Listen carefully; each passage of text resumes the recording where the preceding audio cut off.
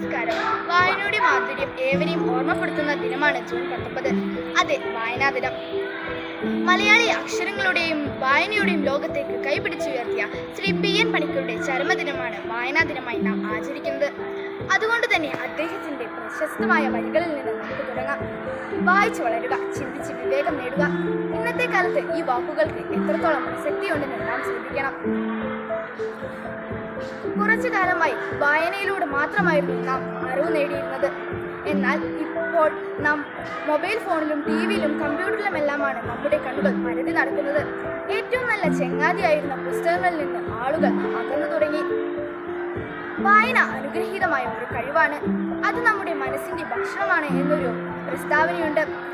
ചിന്തിക്കാനുള്ള പോഷണം വായനയിൽ നിന്നാണ് നമുക്ക് ലഭിക്കുന്നത്. വായന എങ്ങനെയാണ് ഒരു മനുഷ്യനെ സ്വാധീനിക്കുന്നത് എന്ന് നാം അറിഞ്ഞിരിക്കണം. കുഞ്ഞുണ്ണി മാഷിന്റെ വരികൾ പറഞ്ഞുകൊണ്ട് ഞാൻ എൻ്റെ വാക്കുകൾ നിർത്തുകയാണ്. വായിച്ചാലും വളരും, വായിച്ചില്ലെങ്കിലും വളരും.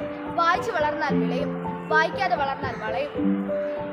അക്ഷരങ്ങളെ ചേർത്ത് നിർത്തി വായനയിലെ ലോകത്തിലേക്ക് എല്ലാവരും തിരിച്ചു വരുമെന്ന പ്രതീക്ഷയോടെ ഞാൻ നിർത്തുന്നു. നന്ദി.